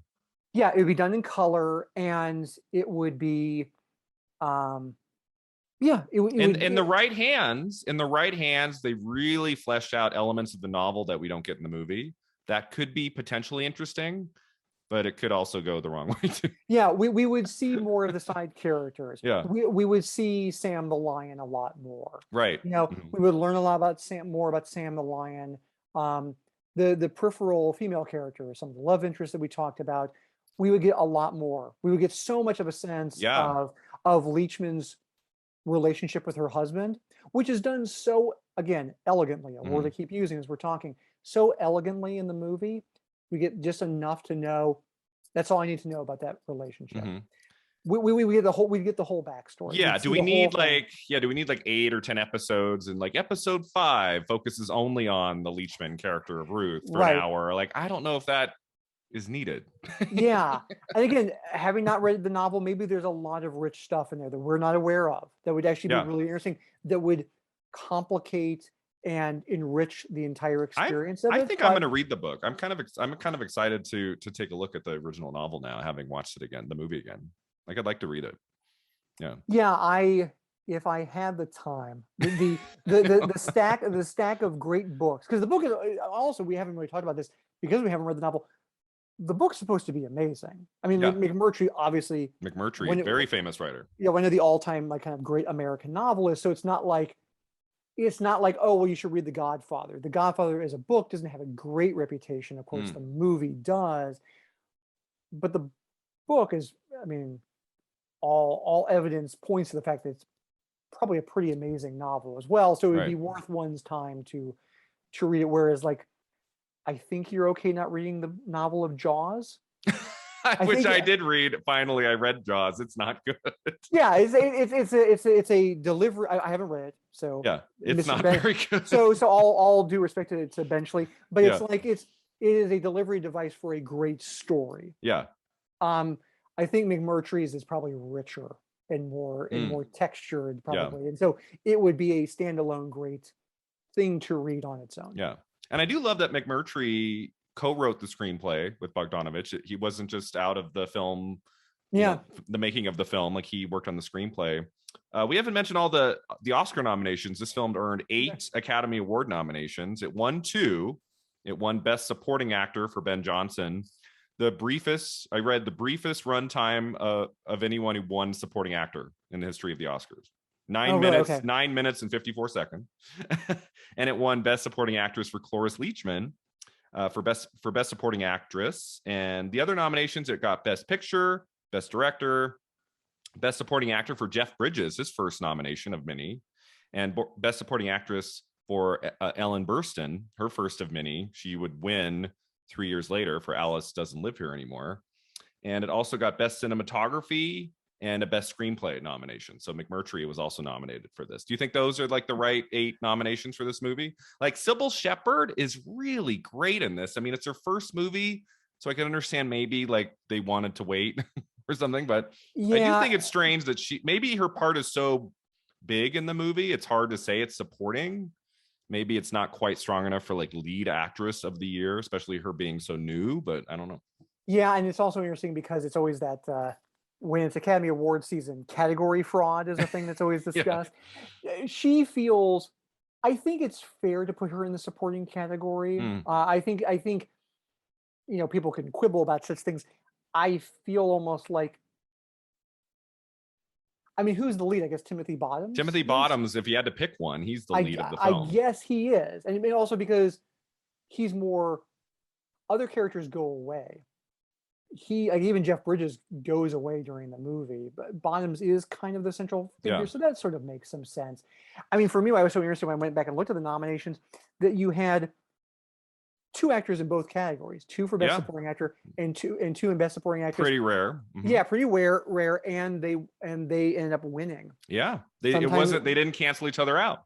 They didn't cancel each other out. I do wonder if Sybil Shepherd, I'm not enough of an Oscar historian to know if it's like the way it is now, where it's like, well, she's young. Yeah. I mean, it's weird because, Mariel Hemingway, not that long later, got a nomination, I think, for Manhattan. And that was like, she was very young at that time too. And so it's not entirely unprecedented. I just wonder if the other 2 actresses, just because they were a little more senior, kind of were looked at, and maybe, I don't know, I'm entirely speculating, so I don't want to put too much weight on this, because Sybil Shepherd she was a model. I wonder if there was a little bit of like, well, she's not really an actress, and maybe it's the, how it is, where it's like, well, it was, Bogdanovich did such a good job, he's such a good filmmaker, but he shaped the performance, maybe she's not that good on her own. That could have been some stuff that was going on. Again, that's entirely speculation. Yeah. A huge grain of salt with what I They did nominate Bridges, so they weren't anti-young actors, so that's good. Right, but Jeff Bridges had a famous father, and you have to wonder if that Lloyd, was part of so it's like he was part of Hollywood royalty. Maybe that played into it a little bit. Good point. Yeah, in terms of the people they picked, I mean, Ben Johnson is sort of like, he does the 2 things that you kind of need to win. Yeah. The 3 things. He gives a really good speech. Mm-hmm. he dies in the movie. And he dies. I mean, it is a thing. It is a thing that makes a difference when Oscar voters pick things. And he'd had this reputation of being, being in these westerns and having a track record. It's not a great comparison. In fact, it's a terrible comparison. But it came to my mind. It's sort of like Jack Palance winning for City Slickers. City Slickers. Very different role, obviously, but it's like here's somebody who's we've loved for many years. Here's a way to give him an award. Here's sort of a signature kind of thing. Yeah, I mean, it was the same year as French Connection, as you well know, doing this podcast all year long. Yeah, I'm pretty okay with those nominations and those wins. What to me is funny is that generally speaking, but not always, if you have a movie that's been nominated in the cinematography category, it's in black and white, that might win. And so it didn't this year. Like Mank. Yeah, like Mank. And, it's like Fiddler on the Roof won. And I'm interested in what the thought process was in 1972 when the voting happened in terms of why that got the nod. More cinematography. It's 3 hours long. More cinematography. That movie looks great. I mean, what's funny is like there's two things working for the cinematography in this movie. It is black and white, but it's also a lot of desolate landscape. And that can also, a friend of mine from film school years ago, and I never forgot, said, best cinematography should really be called best location scouting.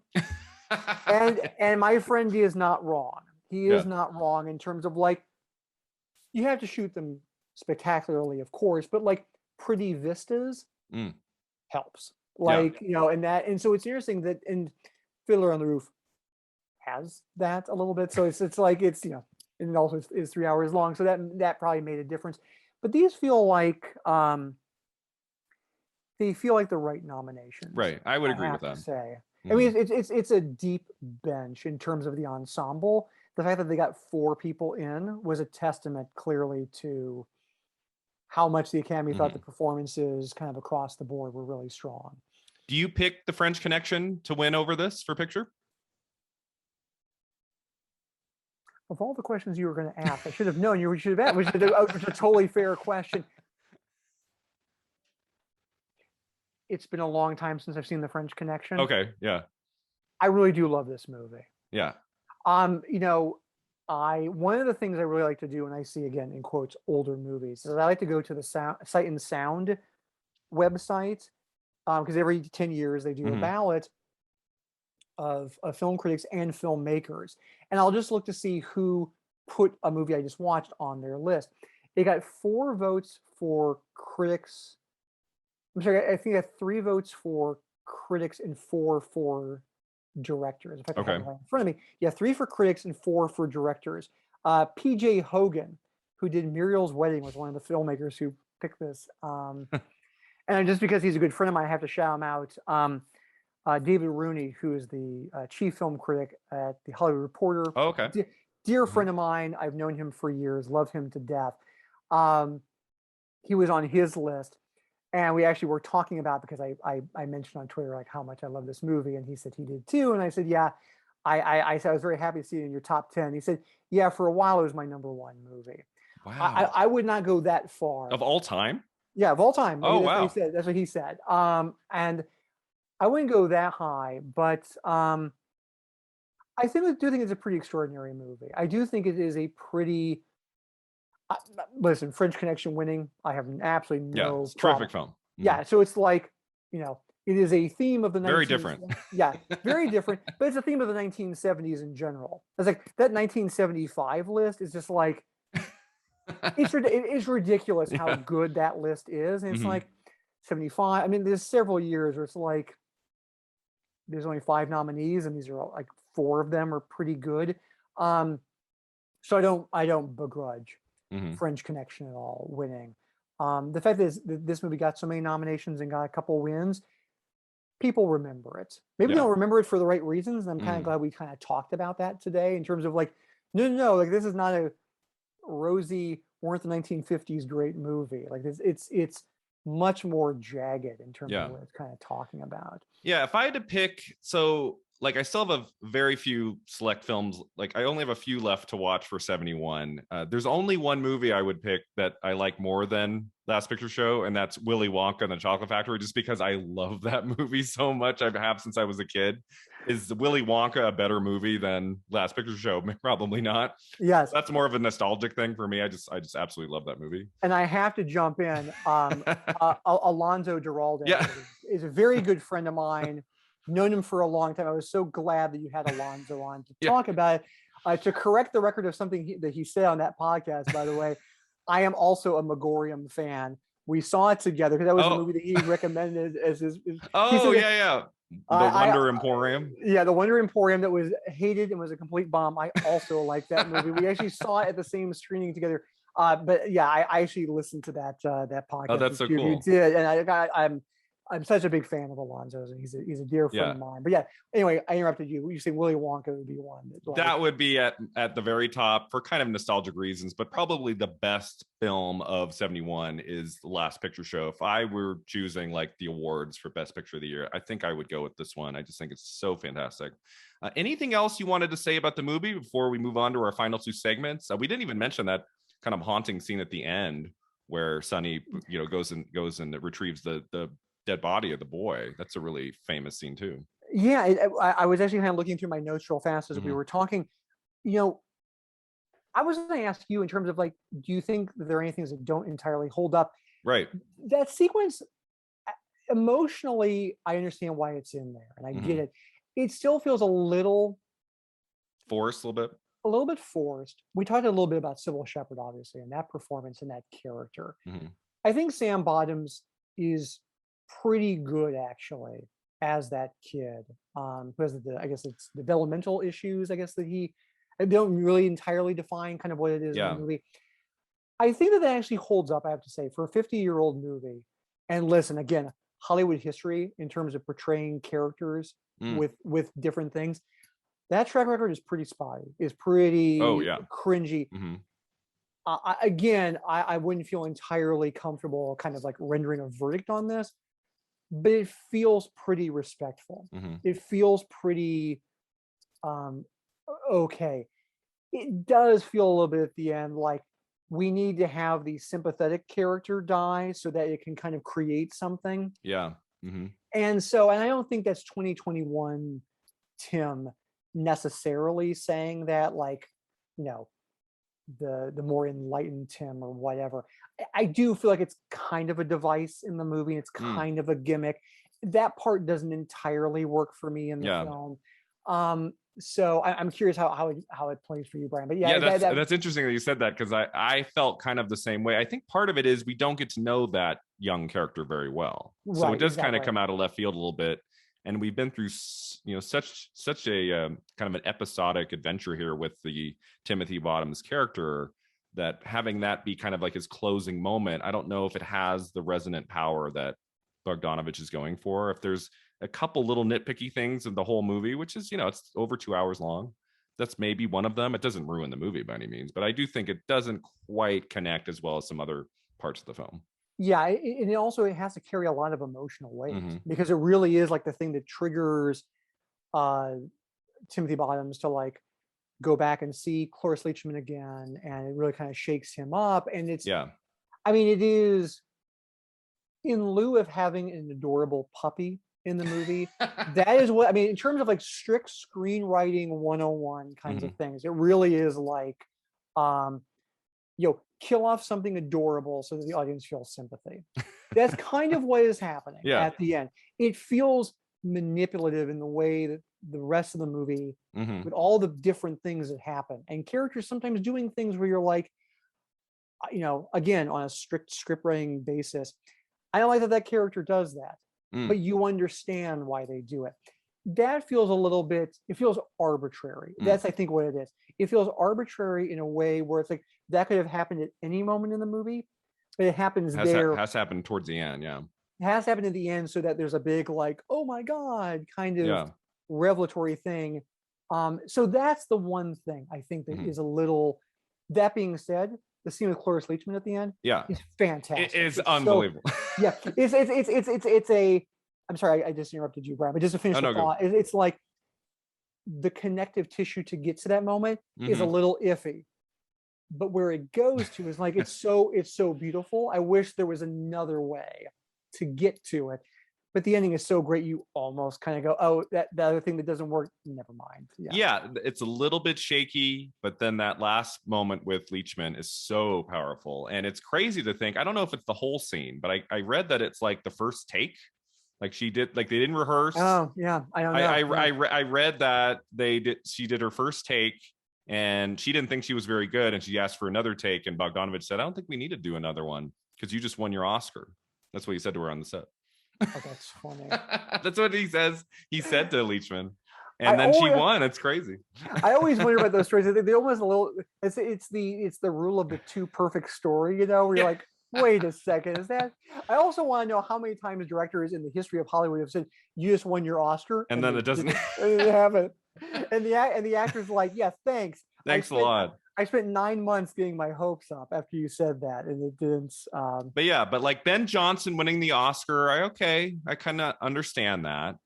It maybe could have gone to someone else, but Leachman is so powerful at the end. I love that in a career that we really, I mean, she was in other dramatic roles. I think most of us think of Leachman as a comedic actress in the Mel Brooks movies and some of her later things, like, when she'd guest star on shows, was usually like comedies and stuff. And we just lost her recently. She passed away just in the last few months. And this movie shows how extraordinary she can be. Like that last scene is so powerful. Yeah, I mean, just that scene where she talks about, I can't remember if it's the end or if it's earlier, where she talks about like being 40, and so therefore they think that she's like ancient. Like, I'm older than 40. You know what I mean? Like, right. And that's what I mean. Like, that's the type of thing. Like, if you saw Last Picture Show when you're young and you keep watching it as you get older, that's one of those things that changes in terms of how you feel about, like, listen, I have nieces and nephews, I have godchildren. Like, I know the experience of people, like younger people, being like, so, like, were there dinosaurs when you were a kid? Like that kind of thing. And and Bogdanovich was a young man when he made this movie. The wisdom that movie has about generations and about, like, she's only 40. She's not old. But from his perspective, from Bottom's perspective, it's like, well, she's already lived her whole life. She doesn't feel that way. Yeah. And the again, the dimensions of that, how the movie allows both of those perspectives to coexist in the film, is really, and the ending is just like, it's really powerful. And there's a shot of her just sitting on a bed waiting for him. Like, I think it's like the only moment for a while we get Leachman. She's just sitting on a bed waiting, and it's so devastating.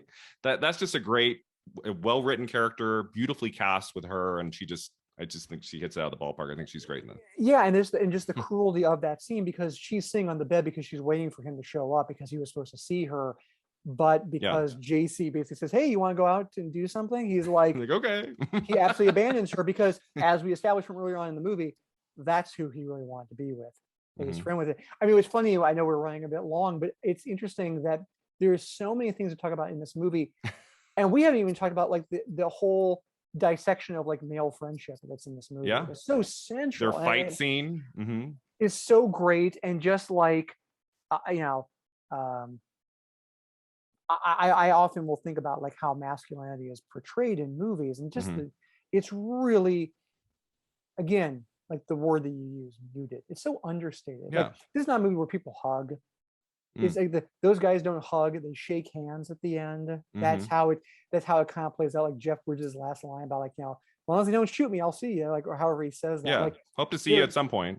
There's something about the lack of overt emotion that makes it so affecting, that makes it so, like, powerful and like that. And just the idea of, like, male best friends who are best friends but are also competitive, competing over JC. It's like that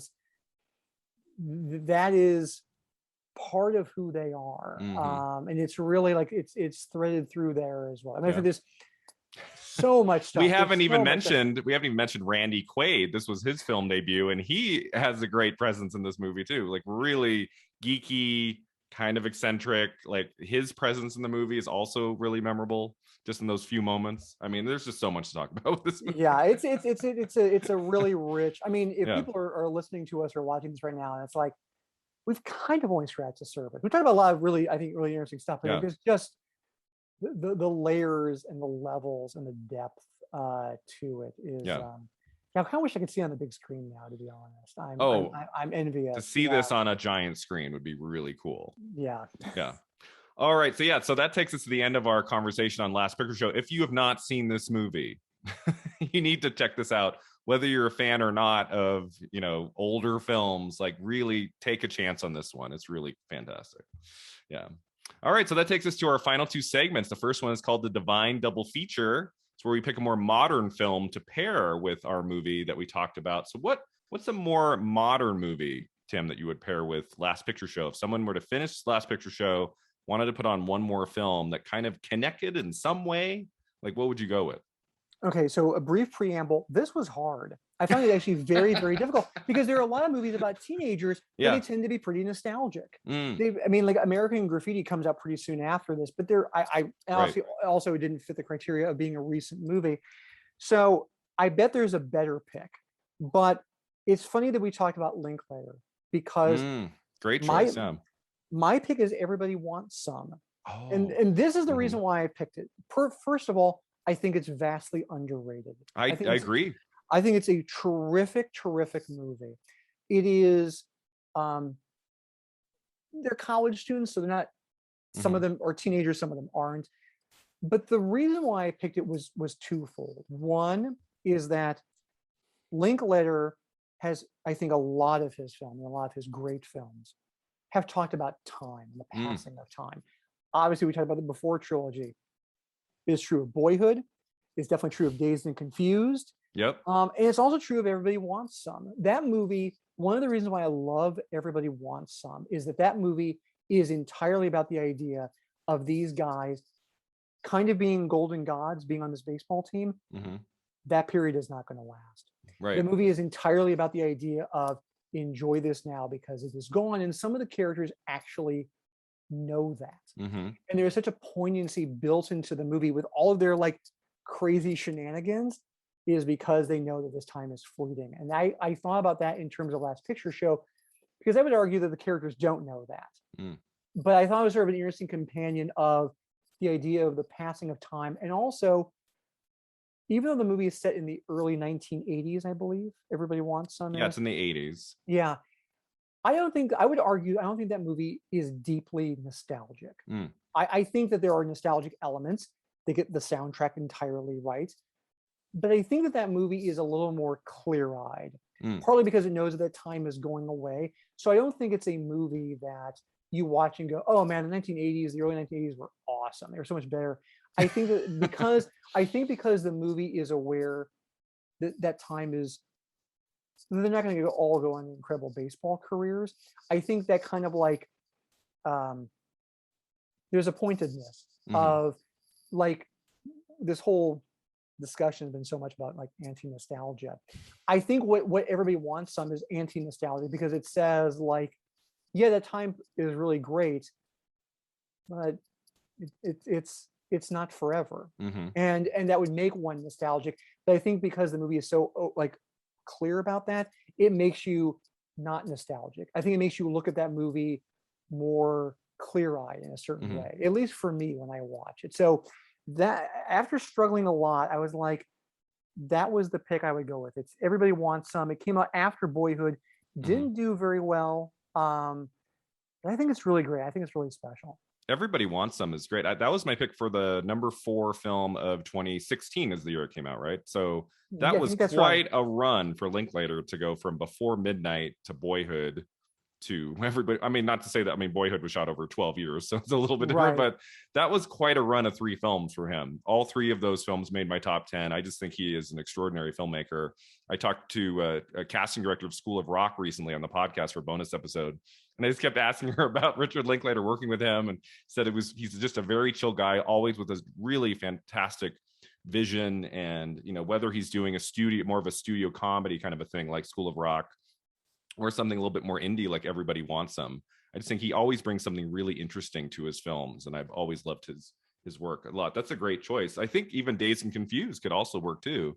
I just think that there's so many films that he plays with that idea of time, as you say. Really great. Yeah, just because it came out like in 90, was it 93 that came out? Yeah. It felt, which is shocking to say, the sentence about ready to say, it now is too old to qualify in terms of a recent or in a recent It's not exactly film. modern. Yeah, it's a kind of a classic in its own right. But yeah, Everybody Wants Some kind of saved me, to be honest, because I was like, okay, I can't use Dazed and Confused, so. Though I think that movie is more nostalgic. I think that movie actually is, and Everybody Wants Some feels a little more pointed in certain ways. And I only saw Everybody Wants Some the once when it came to theaters. I saw it in the theater, so it's been 5 years. I'd like to watch that again. That's fantastic. So my choice, I went with Roma from 2018. There were just some parallels, some similarities, shot in black and white, very much about a sense of place, very much character over plot. And I thought about the movie theater scene that plays a big role towards the beginning of Roma. And just another really fantastic director in Alfonso Cuarón. I mean, just one of my favorites. And another film I've only seen the once, but watching Last Picture Show was just so strikingly beautiful in its sense of place in the black and white. I kind of had a thought of like, maybe I should give Roma another go, because I know there's a Criterion disc of it now, and with some really cool bonus stuff. So I would pick Roma. I think that'd be a cool film to watch right after Last Picture Show. That's a really smart pick, I have to say. And it's really interesting because they're not thematically one-to-one, but there's some interesting, like almost like conversation between those two movies. Because that movie's much more about class in a lot of ways. And Last Picture Show isn't so much. I mean, everybody's kind of at the same, right. Some people are at the country club. But so there's a little bit of that, but Roma is much more kind of like, and also it's like a reminiscence from Cuarón in a lot of ways about his own childhood, his own upbringing, and it's such a visually lush movie. This is dreamlike quality to it. So that's a really.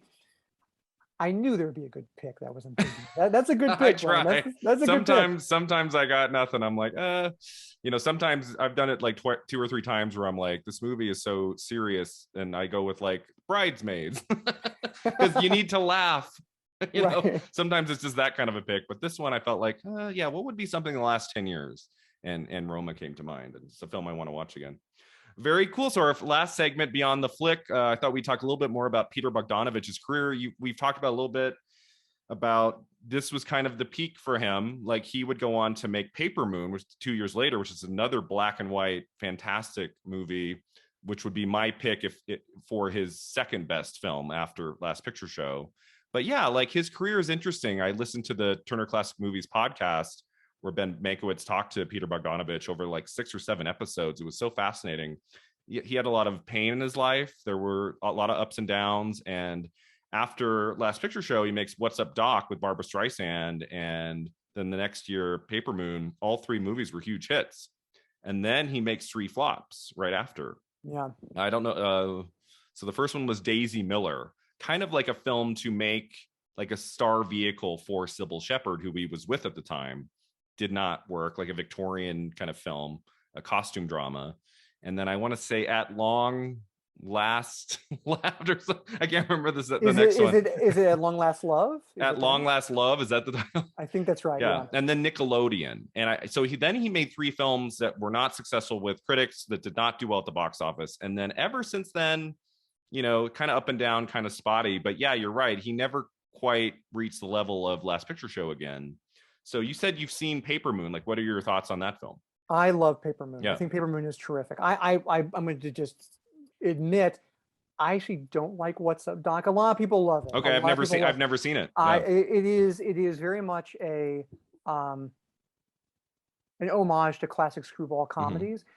I think it's more of a homage than the real thing. Okay. That being said, a lot of people love it. I'm less enamored with it, I have to admit. Paper Moon, though, I think is really tremendous. Really, really going forward, Depression era road movie with Ryan O'Neal, who is also in What's Up, Doc. But Ryan O'Neal and Tatum O'Neal together on the road. They're grifters working together. It's a really great, like, it's a road movie. Mm-hmm. It's a story about like kind of an odd couple pairing sort of thing. It's shot in black and white, as you said, Mm-hmm. and it's just like all the period details are right, but there's such a sense of, people generalize the 1970s like new Hollywood cinema as like, oh, they took all these chances and all this stuff, and it's a simplified way of sort of explaining all the stuff that was going on. But Paper Moon is a movie that feels like a filmmaker who's like, I'm going to make a movie exactly like this, and I know exactly what I'm doing, and no one is going to stop me from making this movie. And the confidence of it is so it's so exhilarating. It's really like, it's really something to see. And I'd only seen it recently, actually, and I was just kind of floored by how great it is. Completely different than Last Picture Show, except for the fact that they're both in black and white. Yeah, I think Paper Moon's really, really tremendous. Has a faster pace, right? Paper Moon does than Last Picture Show. It does. Though I have to say, most movies probably have a faster pace than Last Picture. Like everything else. Our conversation has a faster pace than Last Picture Show. Yeah, it's yes, it is. But it definitely feels like it's trying to evoke. It's more nostalgic in a way than Last Picture Show actually isn't, weirdly enough. I haven't seen Mask since I was a kid, so I barely remember it. Yeah, that's the other one I've seen. Yeah. It's been a long time. I remember liking it. I remember enjoying it when I was younger. It's been at least 15 years, so I can't really speak to it, but I do remember enjoying the film. Yeah, it's funny that, like, in terms of recent things that he's done, and it's not even that recent anymore, but like his work on The Sopranos is really tremendous. Yeah, he was tremendous in that. And if memory serves, I believe he directed at least one episode of it, but he also obviously acted in it. He's a great actor too. Like, we haven't talked about him as an actor. Yeah, and so his work on The Sopranos, and it's also very weird because long before Tom Petty died, he did a documentary about Tom Petty, which I'm assuming was a paid gig, as often are, in terms of like, doing a 4-hour thing about an established rock star. But I thought it was actually pretty good. But yeah, I mean, his career has, he's had a lot of downs to go with the ups. He's had a lot of them. And it's, it's funny because, what was it called? I'm blanking on the Orson Welles film that was finally released by Netflix. Oh, The Other Side of the Wind. Thank you. The Other Side of the Wind. And, Bogdanovich is in it. I mean, he's kind of like the star of it, or one of the stars of it. And it's a reminder of like his connection with Orson Welles. Right. And that he did have this whole acting sideline as well that he also did. But it's if one wants to be romantic about certain Hollywood filmmakers who started off really like, who burned bright and then never exactly, I don't want to say flamed out. It's like but Bogdanovich's early career is stronger than anything he did afterwards.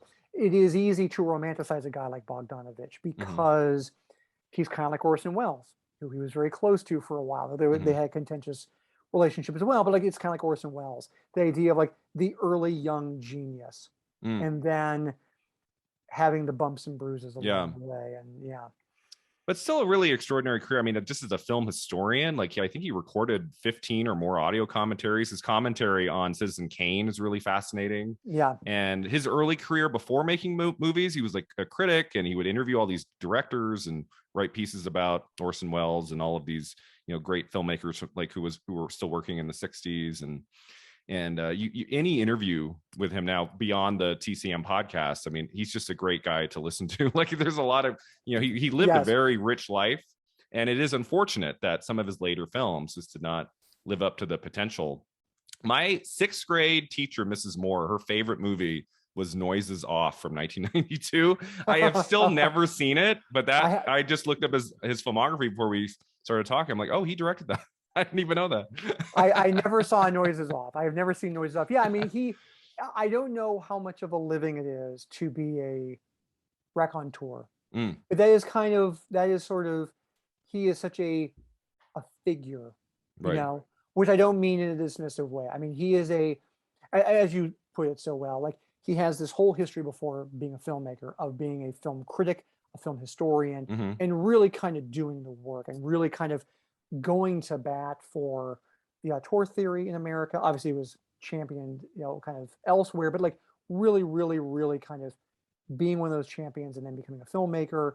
And you know, if his career is imperfect in a lot of ways, the legacy is there. Yeah. Like, I mean, there's a lot. Mm-hmm. It's maybe a messy body of work. It's Mm-hmm. kind of all over the place, but it's a pretty formative, like a formidable kind of body of work that he has. Yeah. Nothing better than Last Picture Show, I have Mm-hmm. to say. Though. I mean, it's Yeah. just like, yeah. I haven't seen the last film he directed with like Jennifer Aniston and a big cast. I think it's called She's Funny That Way or something. I haven't seen that. I do also watch films on their 20th anniversaries. I try to find stuff from 20 years ago I haven't seen. So I did watch Glitter for the first time a few weeks ago with Mariah Carey. But I also watched for the 20th anniversary, I watched The Cat's Meow with Kirsten Dunst, a film that Bogdanovich made. Not great, but like an interesting, like there were some interesting elements in it, like a good cast and some period stuff in it, like trying to reclaim a little bit of that past glory. It didn't quite work, but there was at least an attempt in The Cat's Meow that I admired at times. Yeah, both Cat's Meow and the Jennifer Aniston movie, I found both of them unfortunate. I just there were definitely attempts at style, but I just didn't think that they just what we were saying earlier about you feel a confidence sometimes in a film and sometimes you don't. I did not feel the confidence in those films. It just felt like he was trying to recapture something, but he just couldn't quite get there. Yeah, Thing Called Love has some interesting elements. It's an early Sandra Bullock performance for fans of hers, and River Phoenix, one of his last two films I think he was in. Also not a great movie, but it has, I mean, there are some interesting elements to some of his failures. That's what I'll say, in some of his later films. But yeah, I think his early work is the best. Like, I haven't seen Mask in a long time. I remember liking that. I really do enjoy his first film, Targets, from '68. Like, it's worth a look. Like, especially if you're a horror fan and a fan of Boris Karloff, it's like his last great role in a movie, like before his death. So I would recommend that. But yeah, I think his best film outside of Last Picture Show is Paper Moon, which I'm excited to get to talk about in just a couple of years, because I haven't seen that in like 10 years or so. I'm a huge Madeline Kahn fan, and I remember her, like, she's fantastic in that. She is so great in it. She's so good in it. Yeah, best supporting actress nomination. So yeah, but yeah, if I had to pick a favorite, I think it's probably the same for most people who love movies. It would be The Last Picture Show. It's been so much fun to talk to you, Tim, about this movie today. I wanted to end by just talking a little bit about your book, and if you have anything else you'd like to promote. Tim's book, This Is How You Make a Movie, which I got a few weeks ago. I read it cover to cover. It's such a fascinating read. Can you take us just a little bit through kind of like the origins of this book and how it came to be? Why did you want to write this book? So I was working with an editor who I worked with for a couple other books I had done, including one called Martin Scorsese in 10 Scenes, where I took 10 scenes of Scorsese to basically say, listen, watch the movies, but these are the 10 scenes you could boil it down to in terms of describing his aesthetic, his interests, all of that. And we were talking, my editor and I, and she said, what would you think about making a book where you break down the building blocks of making a movie? And what if you called it This Is How You Make a Movie? And I was like, oh, that title is so presumptuous. I just don't know. Yeah. And then I started laughing because I thought, well, there's no book that could tell you this is how you make a movie. So if you accept that as being impossible, then it actually opens you up to say, these are all the different ways you can make a movie. And so it removed the feeling of, oh, I've got to write the definitive book about how you make a movie. I mean, I'm not pompous enough to think I could do that, because you can't. And so the book is a bunch of different teaching points, essentially. And I wrote it for high school students and college students, but I also try to write it for people who just like movies of any age. And I have to say, I've been very, very pleased. It came out in March, and I've been really grateful how many of my colleagues in the film world have really enjoyed it, Hmm. and just friends of mine who just like movies have gone a lot out of it, because I try to not talk down to like Hmm. anybody, and I try to just shower people with the enthusiasm of like different movies I wanted to talk about. And so it talks about editing, it talks about camera, it Hmm. talks about acting, it talks about writing, it talks about directing, it talks about sound. Um, I did not come on because Last Picture Show is in the book. It just worked out It that is in way. the book. It is in the book, and it's in the camera section. It's about Yeah. panning. I talk about the opening shot of Last Picture Show. Hmm. And so with all the different like teaching things I'm doing, or like illustrative things I'm doing, there are 3 examples. And I tried to make them as wide ranging as possible. And Hmm. so I've got, I've got silent movies in there. I've got international films, world cinema. I've got kids films in there. I've got comedies. I've got action movies. I try to make the net as wide as Yeah. possible Hmm. in terms of films that I talked about, in terms of like illustrating these different things. And I also have to give a shout out. You were nice enough to hold the book up, but like the illustration, or like how the art team came up with this, like I'm very proud of what I wrote, and I think the book is really great. I think it's really informative. But when this book came into like showed up, I was like, oh, you guys have done 95% of my work for me, because this thing is gorgeous, and the Yeah. inside of it is just tremendous. And I'm that's the art team, and they did a tremendous job, and I felt very grateful that they Hmm. liked what I did so much that they came up with this great design for it. It's what I've been told by people is it's a fun book to sort of like flip through, and then you kind of get stuck, and you keep reading And and then you get sucked reading. in. You kind of get sucked in, and you're like in like that. And I've also had people tell me, I have no idea, I had never heard of that movie before that you talked about, and now I really want to see it. Mm. And just to kind of unintentionally, but tie a nice little tidy bow from the beginning of our conversation, I was a curious kid, and when people told me about movies that they were in, that they liked, I'd be like, Hmm. oh, I have no idea what that is. I want to see it. The fact that people have actually said that to me about my book, and they want to Mm. check out some of the movies, I'm like, that's mission accomplished. Oh yeah. That makes me happy. I try to balance a certain amount of like, oh, you've heard of Rocky, versus like movies that are more maybe obscure to certain people, Hmm. and making the tent big enough that people are like, oh, I know these movies. So if he mentioned movies I don't know, I should check them out too. Hmm. Yeah, I just love everything about the book. As you say, I like that you're not just focusing on like the 50 greatest movies of all time. Like you really have a wide net going back to like the 20s all the way to like Solo is in here. I mean, you have a mix Yeah, of every kind of movie. And I like how, this book could be 700 pages long and you could really go in depth on each one of these examples. And that for many would be hard to read, right? But you have these like little brief snippets about all the important elements of cinematography, editing, and writing, and directing. And it's just like and the stills that were chosen for this book are so beautiful, and it yeah. does make you want to see a lot of these films again. And I'm thinking about myself when I was like 13, 14, 15, getting really interested in movies. I would have loved this book at that age to just like It, get like a sense of a lot of these different titles.